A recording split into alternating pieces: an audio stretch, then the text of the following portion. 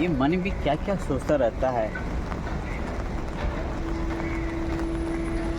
ये दिमाग, ये विवेक भी क्या क्या सोचता है। इसमें इतनी उथल पुथल होती है, इतनी उथल पुथल होती है कि कभी कभी समझ नहीं आता इन विचारों को मैं अपने मन में कैसे दबा के रखूं। मजबूरी में मुझे बाहर करने ही पड़ते हैं और फिर वो विचार आपके समक्ष मैं रखता हूँ। मित्रों, आज चलते चलते एक विचार मन में आ रहा था, क्योंकि कुछ ऐसी घटनाएं घटती हैं तो उन घटनाओं को देखते हुए कुछ विचार उत्पन्न मन में स्वतः ही हो जाते हैं। अब मेरे साथ तो होता ही ऐसे, आपके साथ होता ना होता हो भाई उसकी मेरी गारंटी, लेकिन मेरे साथ जो होता है तो कल ऐसे ही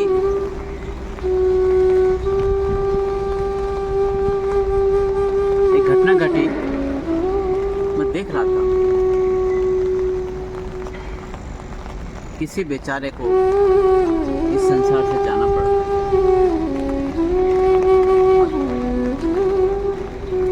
तो पता मन में क्या विचार आया।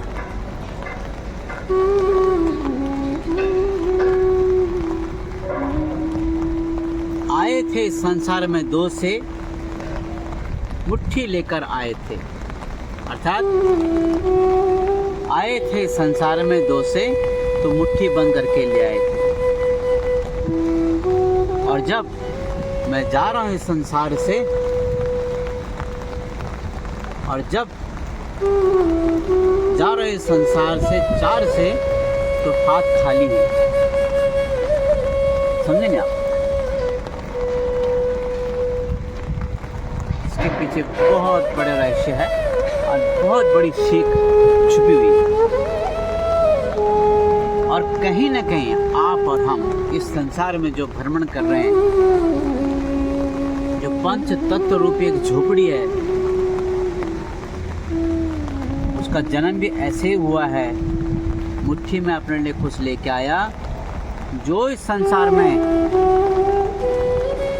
हमारे साथ जो हो रहा है, जो घटनाएं घट रही हैं, जो आप और मैं सुख और दुख का भोगी बनते हैं, आप और मैं जो सगे संबंधी का जो भोगी बनते हैं, आप और हमारे बीच में जो रिश्ता बनता है, तमाम जो जीवन खंड में, जीवन काल में जब तक हम जीते हैं, जब तक हमारे सांसें, जो हमारे साथ जो घटनाएं घट रही हैं, वो सब इसी मुट्ठी में हम सजो के लाए थे। और उसी का हम फल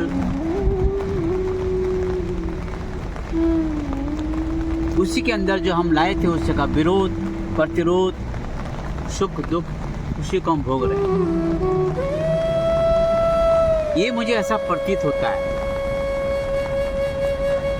और जब जाने का वक्त आ गया दोस्तों, हाथ फैला के जा रहा था।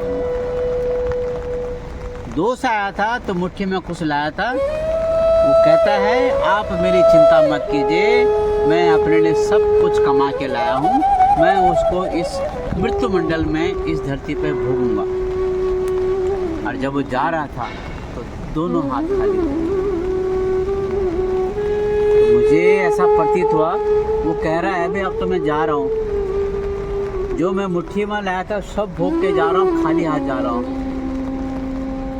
लेकिन जब सत्य की खोज में जाएंगे ना आप, तो आपके इसके पीछे, इस पर्दे के पीछे एक और कुछ पर्दा है, एक कुछ रहस्य छुपा है। वो ये है, मुट्ठी में लाया था, भोग लिया। अब जो उसने अच्छे बुरे कर्म इस संसार में करे हैं, पश्चाताप किया होगा, नहीं किया होगा, अच्छा कहा होगा, नहीं कहा होगा, बुरा बोला होगा, नहीं बोला होगा, सुना होगा, नहीं सुना होगा, वो भी तो कहीं ना कहीं अक्यूमुलेट हुआ होगा, कहीं ना कहीं वो भी तो जमा हुआ होगा। और जो हमारे शास्त्रों में, जो सनातन धर्म में जो विश्वास है कि आपका अगला जन्म जब होता है तो आपके साथ वो कर्म चलते हैं। और जब वो जन्म लेता है मनुष्य के रूप में, फिर उसकी मुट्ठी बंदी की होती है।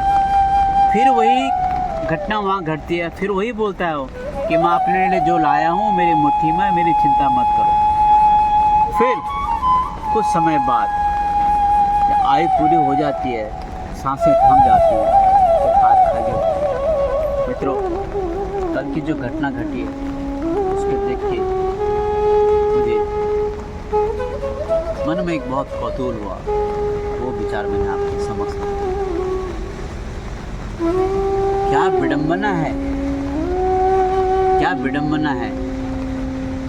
इस पंच तत्व की झोपड़ी के अंदर क्या क्या छुपा हुआ है।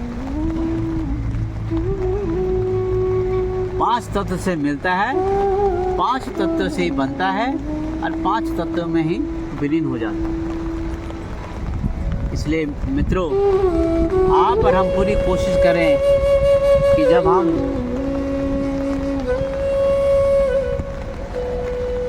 अगला जन्म लें और फिर मनुष्य योनि में जन्म लें, तो मुट्ठी में कुछ अच्छा लेके जाएं, ताकि हम जब उस मुट्ठी को वहाँ खोलें तो उसमें अच्छा ही अच्छा हो। हमारा जीवन, हमारे जीवन में कुछ ऐसा ना करें, कुछ ऐसे कर्म न करें, ऐसा पाप न करें कि हमें खुद एक पृथ्वी मंडल पर आना होगा। इसलिए मित्रों, क्यों ना हम, चाहे हम गृहस्थ जीवन में, चाहे हम संन्यास जीवन में, वैराग्य जीवन में, उस सत्य को ढूंढने की कोशिश करें, उसमें विलीन होने की कोशिश करें। कहीं न कहीं तो हम भी अपने अच्छे कर्म संचित करके इस मुट्ठी में लेके जाएं। मित्रों, जो मेरे भी मन में विचार आया वो आपके साथ में साझा कर रहा हूँ। आपको अच्छा लगे या बुरा लगे, ये आपकी सोच है, आपकी विवेक है, लेकिन आप कमेंट्स ज़रूर डालिए। अभी बारिश का मौसम है, बारिश बहुत तेज़ हो रहा है। अब मैं निकल रहा हूँ